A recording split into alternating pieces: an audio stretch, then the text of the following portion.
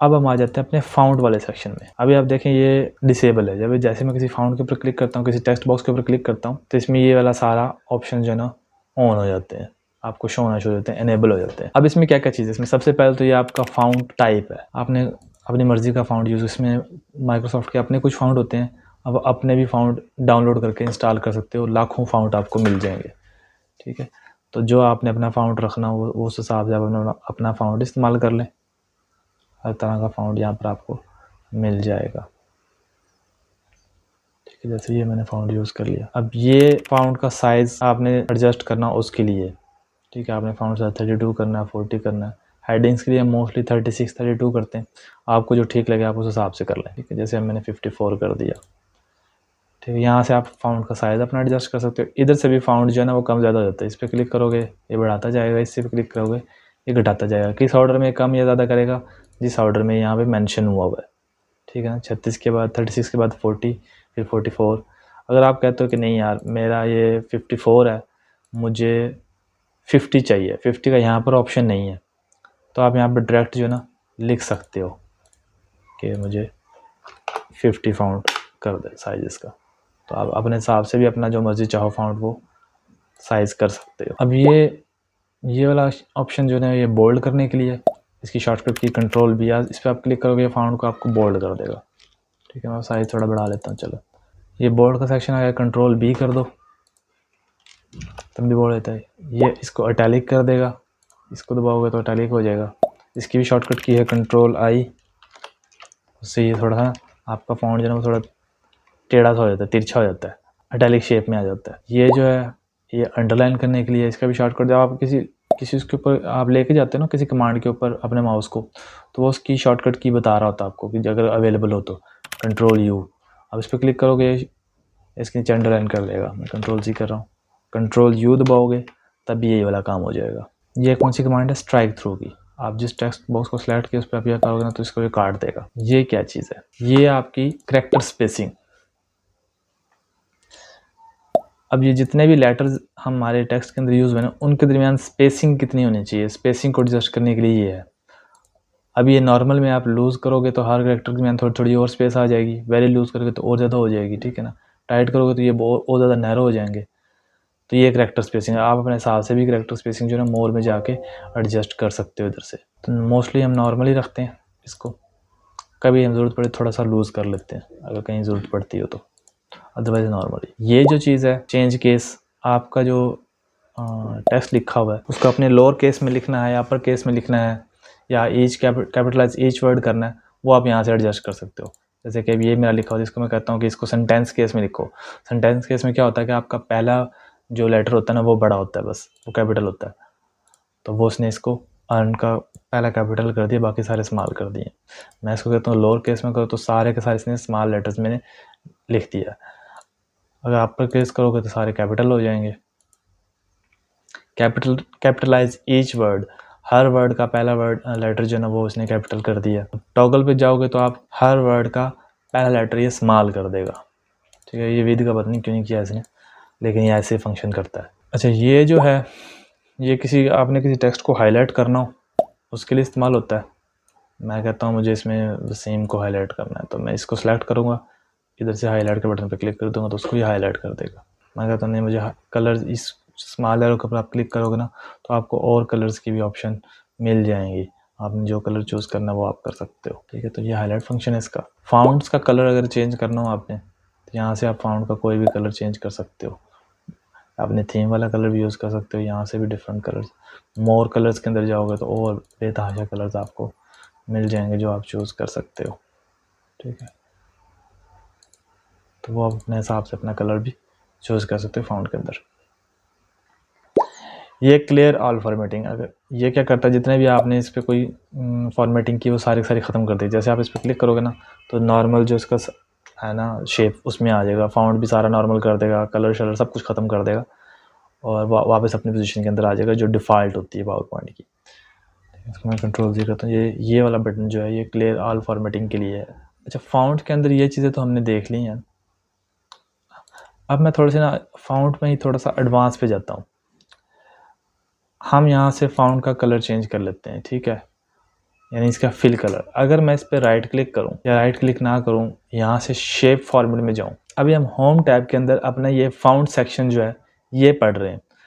अब मैंने ये एक टेक्स्ट बॉक्स सेलेक्ट किया हुआ है, इसको सेलेक्ट करते हुए अगर मैं शेप फॉर्मेट वाली टैब में चला जाता हूँ, अब देखें, अब आपको ना इसी टेक्स्ट से रिलेटेड और बहुत सारी ऑप्शन नज़र आएंगी।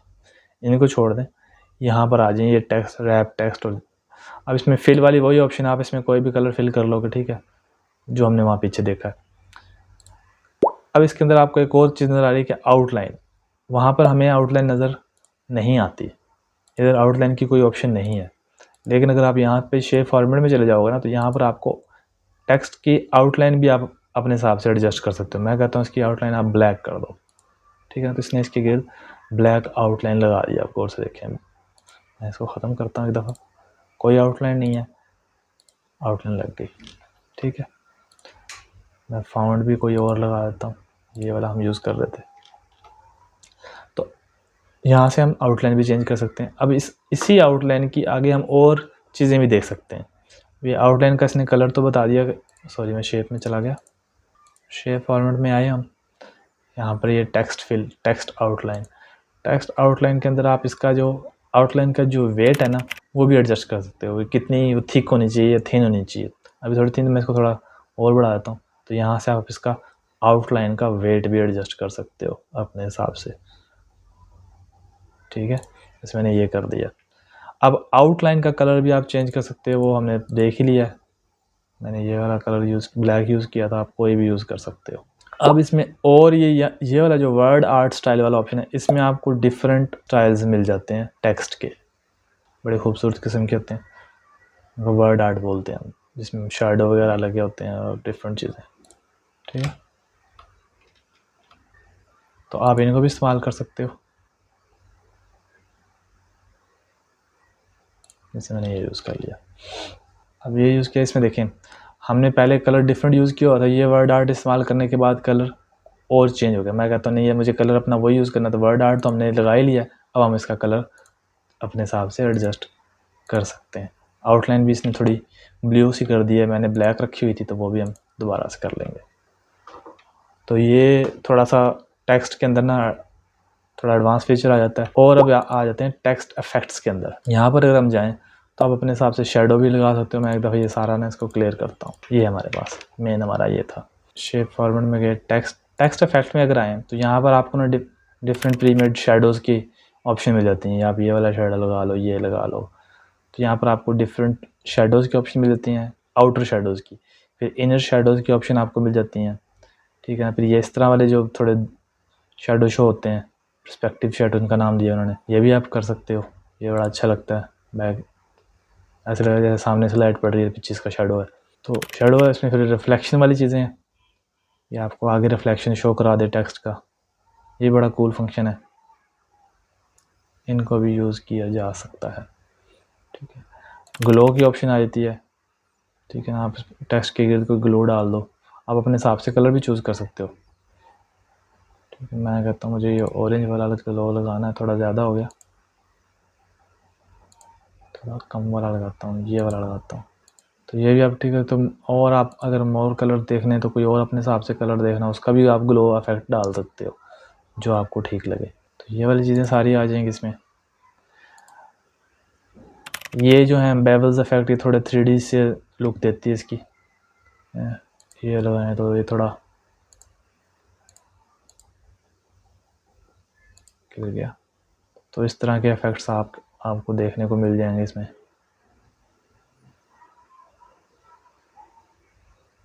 तो इनको भी आप ट्राई कीजिएगा सबको।